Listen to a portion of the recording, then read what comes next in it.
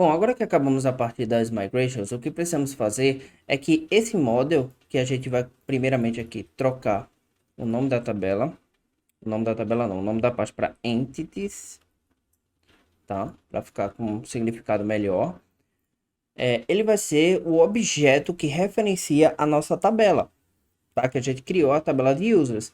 Então, esse cara que é que a gente tem que fazer a ligação com o TypeRM, linkar aqui com o TypeRM para ele ser o objeto para a gente fazer a criação, a atualização e tudo mais, tá? Ter a referência de quais são as tabelas, o que pode ou não. Então, para isso, a gente vai aqui em cima, dar um import entity from TypeRM. Salvar aqui. E aí a gente coloca o seguinte, aqui em cima a gente coloca uma arroba, entity e fecha. Isso aqui é um decorator, tá?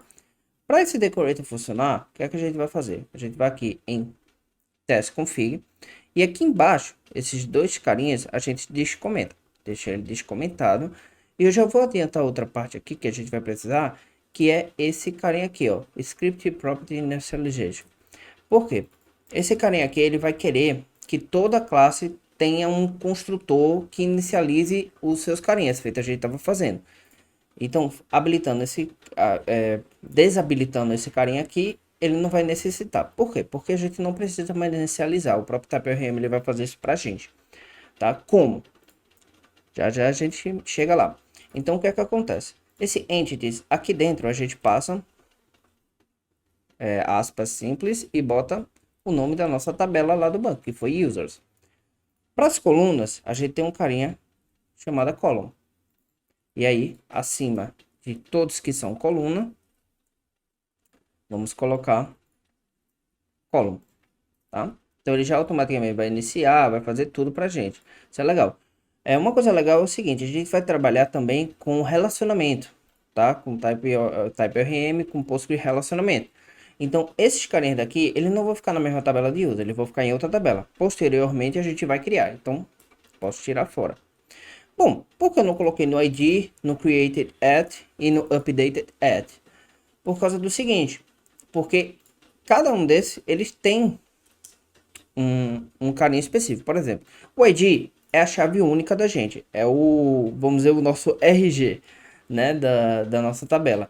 Então, para isso, é o identificador no caso, né? Então, para isso, a gente tem um cara que chama assim, ó, primary column, tá? Que vai ser a tabela principal. A tabela principal não, a coluna principal, ok? Que é ela que vai ser o identificador. E aí a gente coloca aqui que ela é não obrigatória, só para não dar alguns errinhos posteriormente que a gente pode ter, tá? Então, temos aqui a primary column, as colunas normais, e para o created at e o updated at, o que é que a gente vai precisar? A gente vai precisar do seguinte, tem dois carinhas que é isso, que é o, cadê? Create data column, certo? Que a gente vai colocar aqui embaixo. E temos o update date column. Beleza? Que ele já faz a inicialização pra gente desses carinhas aqui. Bom, e agora itens, a gente não vai precisar dessa interface. E aqui embaixo, a única coisa que a gente vai precisar é inicializar o ID. Certo? Para ele ficar o ID. Então, para isso, o que é que a gente vai fazer? Vamos fazer o seguinte. Primeira coisa, deixa eu refatorar isso aqui para colocar só o ID. Ficar mais interessante. E aí, o que é que a gente vai fazer? A gente vai colocar aqui if, se não tiver nenhum ID já criado ou algo do tipo, ele vai criar para a gente. Então, aí a gente faz essa referência, beleza? E aí a gente não precisa passar mais nadinha de nada aqui, certo? Então, temos aqui a nossa entidade criada, tá? Que ela vai ser a referência para a gente fazer todo o posteriormente a parte do TypeRM, como criação do objeto, como inserção e tudo mais, tá? Então vamos lá, já configuramos o test config. Agora a gente vai precisar fazer o seguinte, no ORM, o ORM config, a gente criou da migration, criou uma CLI, a gente precisa também indicar onde é que tá nossas entities, tá bom? Para isso, a gente abre aqui as aspas, escreve entities, dos pontos, e faz bem parecido com a de baixo. A gente vai indicar onde é que tá os nossos carinha. Então tá em src, entities e qualquer arquivo ts, né? Que tiver aqui dentro é uma entidade. Tudo bem, criamos aqui. Bom, após isso, o que é que a gente vai precisar fazer? A gente vai lá no nosso service para ajustar algumas coisinhas que estão dando erro, né? Como, por exemplo, aqui, que está model, a gente vai botar para entities. Salvar, quando ele veio para aqui para cima. E aí, vamos fazer o seguinte. Então, o que é que a gente vai fazer? A gente não necessariamente vai precisar agora do singleton, certo? A gente pode retirar ele. Deixa eu abrir aqui o user routes. E esse carinha aqui não precisa mais existir. Ele não precisa ser o singleton. Por quê? Porque como a gente está puxando os dados do banco, toda vez que a gente puxar, tá lá salvo. Então, independente de quantas instâncias a gente criar, sempre vai puxar o mesmo dado. Porque já está em outro lugar, está no banco. Então, a gente não vai precisar mais desse carinha aqui, certo? E vamos puxar diretamente, né? Vamos criar a nossa instância aqui direta, ok? Você const user repository, user repository é igual a new user repository, ok? Em vez desse this, a gente coloca normal, tudo bem? Então, continua os mesmos erros, as mesmas coisas, só que muda o comportamento que a gente vai ver mais na frente, que é a questão de async await, tá? Mas daqui a pouco a gente dá uma olhadinha sobre isso. Então, vamos lá no nosso carinha aqui, vamos ajeitar, não tem mais isso. A gente pode tirar fora também esse get, que a gente não vai usar agora. Tira isso, prontinho, ficou limpinho, ok? Então, o que é que a gente vai precisar?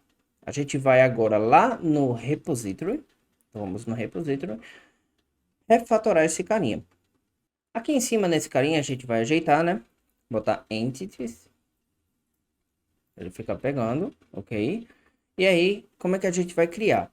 Esse cara aqui, a gente não vai passar, feito a gente estava passando no constructor. O que é que a gente vai precisar fazer? A gente vai fazer de outra maneira. A gente vai fazer da seguinte forma. Primeiro de tudo, isso aqui não existe mais, tá? Isso não existe mais, essa parte também não. Como é que a gente vai fazer? Esse all também não, que a gente não vai fazer mais um get geral. Como é que a gente vai fazer aqui? A gente vai criar também uma variável private repository do tipo repository.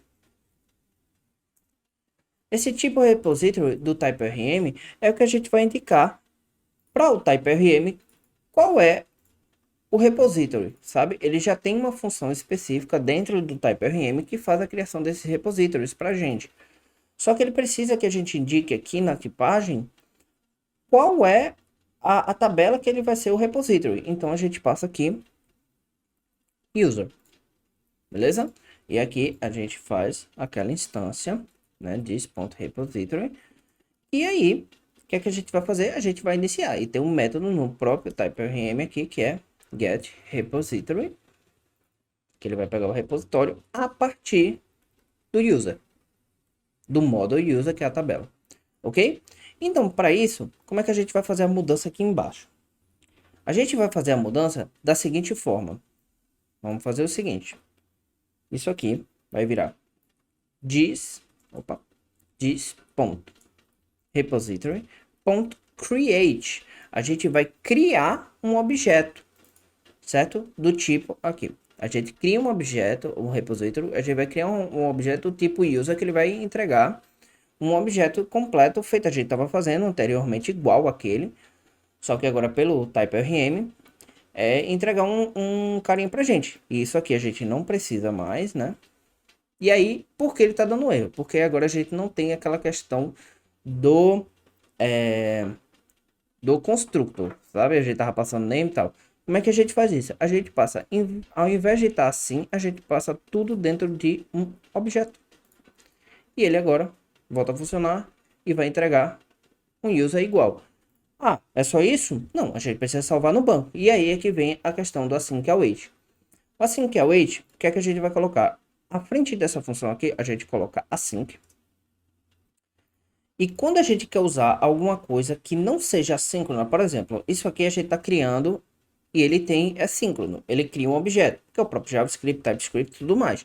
Só que quando a gente precisa fazer uma requisição, um banco, alguma coisa desse tipo, a gente vai precisar esperar, sabe? Às vezes demora 2 segundos, 10 segundos, 20 segundos, depende do sistema. Então, o que é que a gente vai fazer? Colocando esse async e um await aqui na frente, todo código que tiver junto com esse await, que no caso aqui vai ser um this.repository.save, que a gente vai salvar esse objeto de user no banco, esse retorno só vai executar após toda a conclusão no banco ser feita. Então, todo esse código que está segurando aqui o await, ele foi executado. Então, para isso que serve o async await, ok? E aí ele vai ter o retorno. E por que ele está reclamando aqui em cima? Porque isso é uma promessa de que está tendo uma coisa não assíncrona, tá? Então, a gente coloca do tipo promise. Então, para isso, promise, a gente coloca assim e o promise indica que é o async await, tá funcionando e tudo mais. E aí, para funcionar direitinho, a gente coloca dessa forma. É uma promise de quê? Do que tem um retorno user. Pode ser um retorno void, string, enfim, qualquer coisa. E aqui vai ser um retorno user. Ok? Então, ajustamos nosso carinha, o create. O find by date, o que é que a gente vai fazer? A gente vai fazer muito parecido. Só que em vez de ser esse find aqui do JavaScript, a gente vai fazer um find lá no banco. Então, para isso, o que é que a gente pode fazer? A gente pode pegar um carinha aqui e colocar o que é que a gente quer encontrar. Só que como a gente quer encontrar um único registro, como é que a gente pode fazer? A gente faz o seguinte, tem um carinha chamado que é find one. Ele vai encontrar somente um. Como? A gente abre um objeto, tem um carinha que chama where, onde a gente abre o array aqui e bota na primeira posição um objeto que é o e-mail, se ele tiver e-mail, ou CPF, ok? Isso quer dizer o quê? Esse array quer dizer ou um ou outro, né? Que é a regrinha que a gente falou aqui. E, da mesma forma, ele pode entregar um tipo user ou undefined. Ok, só que a gente tem que colocar isso o quê? Dentro de uma promise, porque isso é uma async await. E aí o que acontece? Ó, olha só, eu não coloquei o async await. Esse cara, ele ia ficar aguardando a resposta, só que ia passar, ele não ia aguardar. Agora, quando eu coloco o await e o async aqui, agora está correto. Ele vai somente repassar por return aqui quando a resposta tiver sido obtida, ok? Então, ajustamos totalmente aqui nossos carinhas, né, para funcionar corretamente. Então, aqui dentro, certo? O que é que a gente precisa fazer? Ele está reclamando justamente porque pode ser um undefined e aqui, ó, você esqueceu de usar o await. Por quê? Porque ele sabe que essa resposta já é uma promise, ok?